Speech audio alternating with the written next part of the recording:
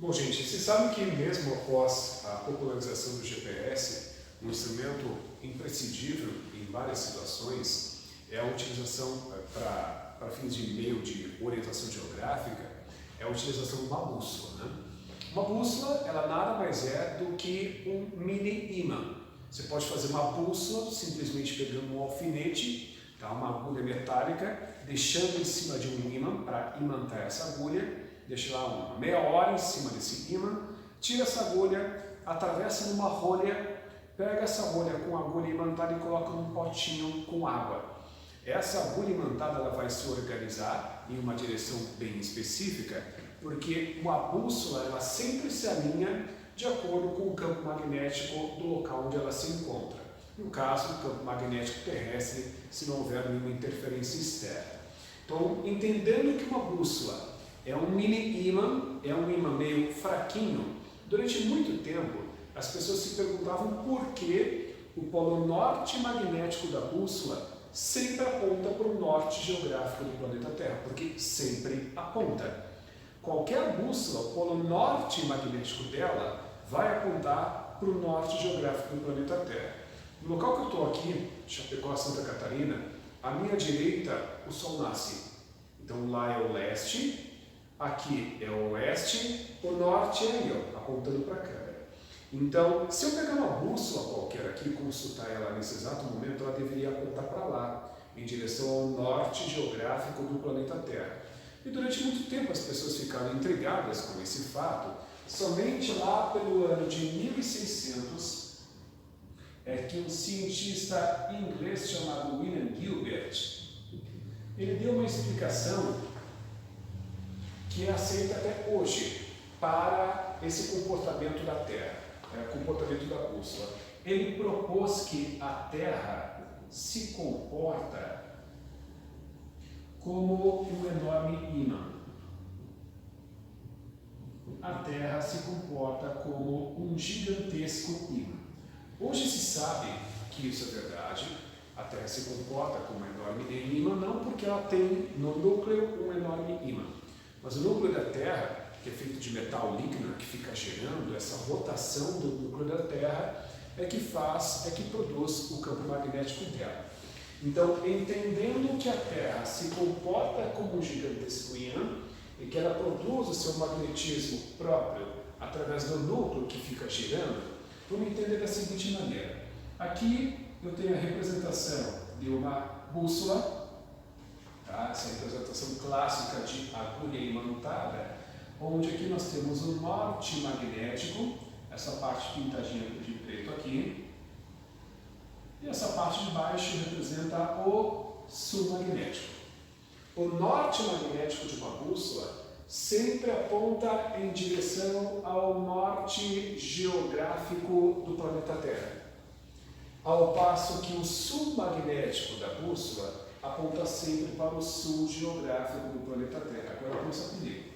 Se a Terra se comporta como um enorme ímã, ela tem que ter dois polos magnéticos. Ela tem que ter o polo norte e tem que ter o polo sul magnético. Agora raciocina comigo.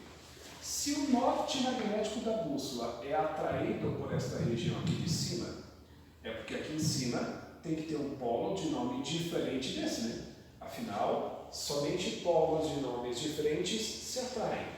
Então, se o norte magnético da bússola é atraído em direção a esta região, aqui em cima só pode ter um polo de nome diferente, o sul magnético. Enquanto que, se o sul magnético da bússola é atraído em direção a essa parte mais baixa, é porque aqui embaixo só pode ter um polo de nome diferente desse aqui, o norte magnético.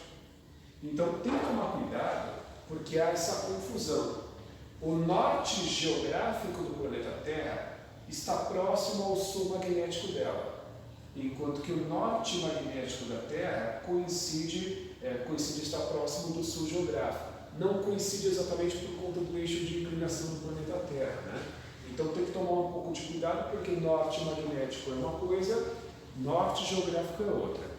E do fim da aula anterior, que nós tínhamos visto que as linhas de indução sempre migram do norte magnético para o sul magnético, O que a gente sabe? Se o norte magnético está aqui embaixo e o sul magnético está aqui em cima, as linhas de indução vão do norte magnético para o sul magnético.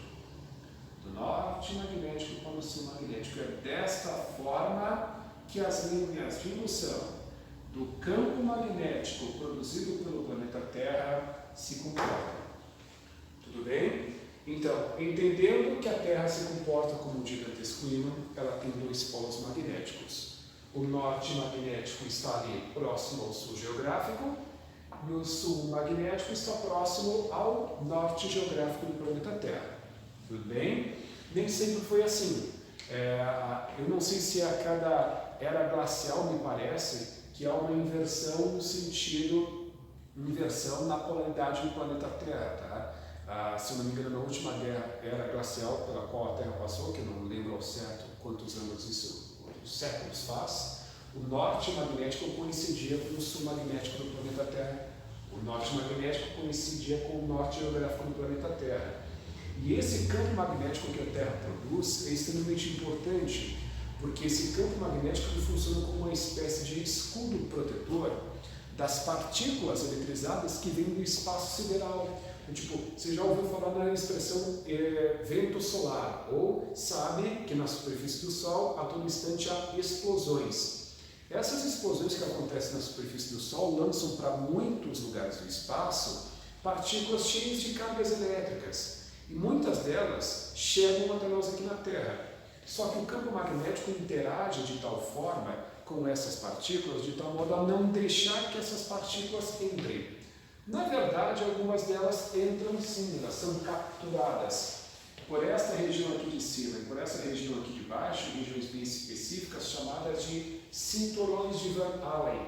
São nessas regiões onde as cargas elétricas são capturadas pelo campo magnético da Terra que ocorre a formação do fenômeno belíssimo, a aurora boreal e a aurora austral. Que mais para frente, quando a gente for falar sobre o lançamento de cargas em campos magnéticos, eu vou falar de forma um pouco mais detalhada. Ok? A gente vai prosseguir agora para falar um pouco a respeito das chamadas substâncias magnéticas. Então, a ideia aqui é mais ou menos assim. Tem ímãs que você encontra na natureza, são chamados ímãs artificiais, e os ímãs naturais, perdão. E os ímãs que naturalmente não são ímãs, mas que podem vir a ser. Tipo, tu pega assim, o esqueletão, isso aqui não é um ímã. Agora, se você expor ele durante tempo suficiente a um campo magnético bem forte, digamos assim, ele pode vir a adquirir algumas propriedades magnéticas. Então, entende-se por ímãs artificiais aqueles materiais que normalmente não são ímãs, mas que podem vir a ser. Aí a gente pode categorizar essas substâncias de acordo com os diferentes graus de imantação que elas podem sofrer. Tem alguns materiais que são imantados mais facilmente, outros nem tanto. Então, entende-se por substâncias ferromagnéticas aquelas substâncias que são facilmente imantadas. Estas substâncias, as ferromagnéticas, são facilmente imantadas. São aquelas substâncias que, quando expostas a um campo magnético externo, se imantam com facilidade. Aí nós temos aqui o ferro como substâncias, ferro, obviamente não poderia ser diferente, uma substância ferromagnética, o aço e o níquel como sendo aquelas substâncias que, quando você coloca em um campo magnético externo, tipo esfregando o ímã, ou simplesmente colocando em contato com ele, são substâncias que se imantam com facilidade. Agora, tem aqueles materiais que não se imantam tão fácil assim. Estas substâncias são as substâncias chamadas de paramagnéticas. As substâncias paramagnéticas são aquelas que são fracamente imantadas. São fracamente imantadas. São aquelas substâncias que, quando expostas ao campo magnético, se imantam, mas com muita dificuldade. Elas se imantam, mas de forma bem fraca, sabe? Aí nós temos alguns exemplos clássicos de substâncias paramagnéticas, como a madeira,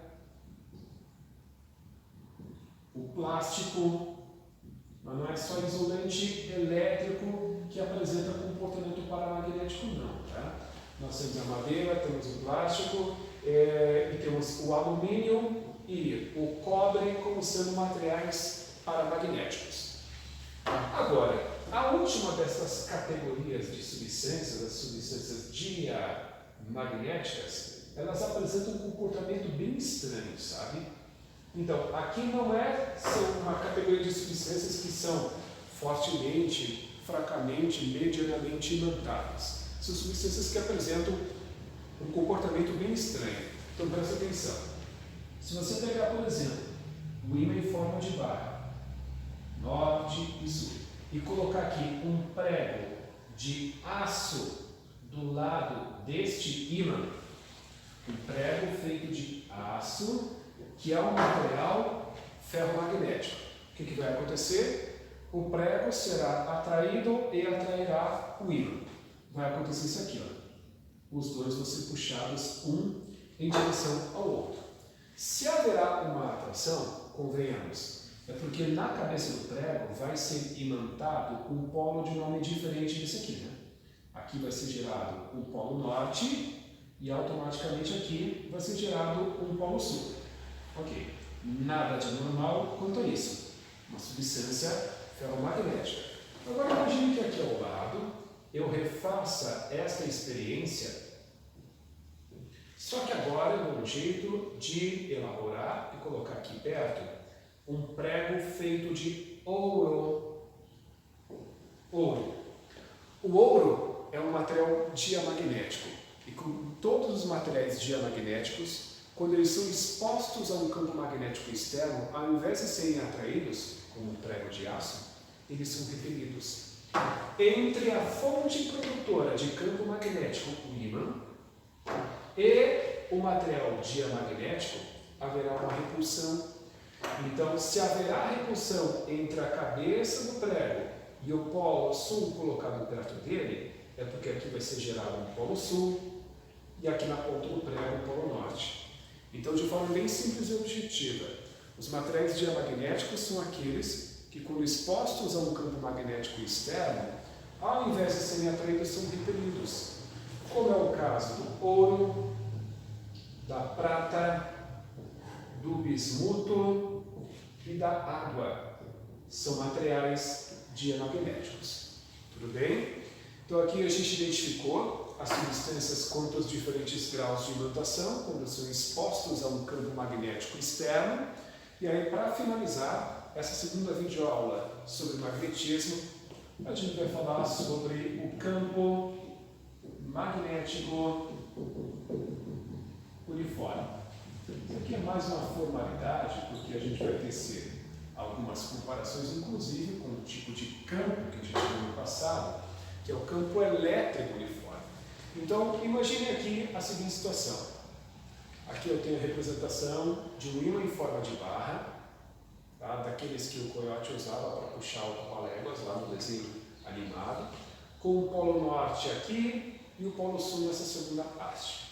O que é um campo magnético uniforme? A palavra uniforme em física indica que algo é constante.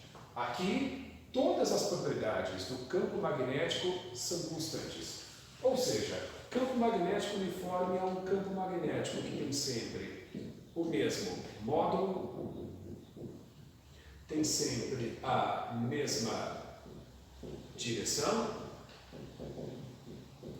e tem sempre o mesmo sentido.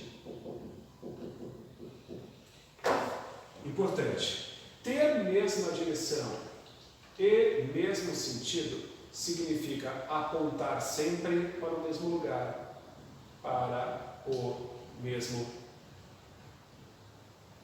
lugar. Tá? E que lugar é esse? As linhas de campo magnético sempre fluem do polo norte para o polo sul Só que essas linhas de indução que eu estou indicando aqui, elas devem ser traçadas de tal forma a serem igualmente espaçadas. Justamente porque nós tínhamos visto que onde as linhas estão mais próximas uma da outra, o campo magnético é mais forte. Como aqui o campo magnético não pode ser mais forte em lugar se comparado com o outro, porque tem sempre o mesmo módulo, tu representa essa manutenção do módulo do campo magnético através dessas linhas igualmente espaçadas. Beleza, moçada? Obrigado pela atenção de vocês mais uma vez. Fiquem atentos na continuidade dessa playlist nova que foi criada de magnetismo e eletromagnetismo, porque na próxima aula a gente vai ver uma segunda forma de se produzir campo magnético que não é através dos íons, e sim através da corrente elétrica.